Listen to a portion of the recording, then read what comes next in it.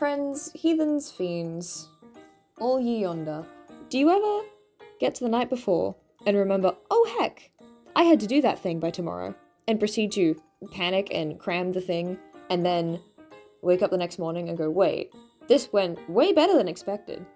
I'm actually pretty impressed with how solid I think his character design is, despite the very short turnaround. Okay, starting vibes. We are making a Air Genasi cleric who is based off of my guy Vesper. We'll get back to him, don't you worry. Another day. So first order of business is I go to Pinterest and I find some vibes.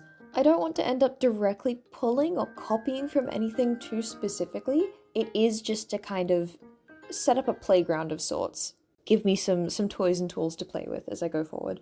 Once I've got everything on the canvas, just to kind of look at and have in view if I get stuck, I don't jump straight into iteration with concept design. I prefer to jump in with sort of loose character sketches and just kind of let the pose adjust and kind of feel out the personality through it. Because the character design and outfit choices are based on the character's personality, it kind of feeds back into each other. It is still early concept phasing, which does mean I'm pulling at a lot of different ideas. Just kind of testing out directions to push it and not really committing anywhere just yet.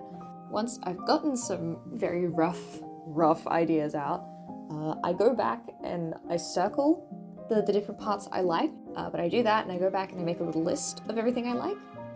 And then as I head into like a proper iteration phase with like cleaner bases to work off of to compare designs, I specifically keep in mind that I want to play with like these ideas and experiment with those specifically and try and incorporate them.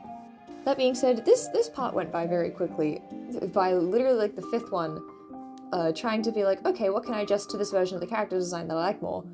I redrew the exact character design without changing anything. It's like, okay, I guess that's pretty loud that I like it as it is. This phase can definitely go on for a lot longer than this though. I think I got really lucky with Veil. Had a somewhat clear but very non-strict idea of where I wanted to take the character ahead of time, which helped. After that, it's grabbing my favorite sketches and compiling them into a final character design. Still grabbed a couple of the elements on the side that I liked. I am pretty set on a design now though, I think. You can see me struggling to figure out what I want to do with the sleeves, I think, down the bottom there. So I drew all the tiny little guys. There was some detail I was caught on, so the trick there was, okay, let's draw them in tiny and make sure I've got them down. Just to quickly hammer out some details before going in with the final line art. Realized halfway through that I had drawn him a little bit wide and off center, so to very quickly adjust him and squish like his right side closer together. Listen, you didn't notice, right?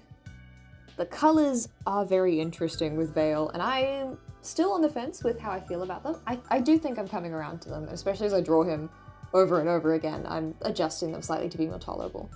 Because I really wanted him to have like a peaceful, sleepy vibe, color palette wise, and just for him to be a very calming comfort character.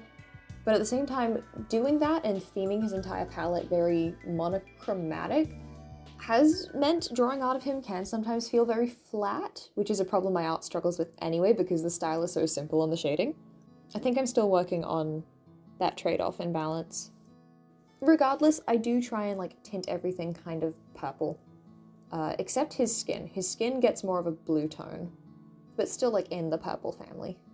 Even those shades of brown that are the leathers are actually like just very desaturated shades of purple, or they were in the color wheel. I don't know how they actually show up on the canvas.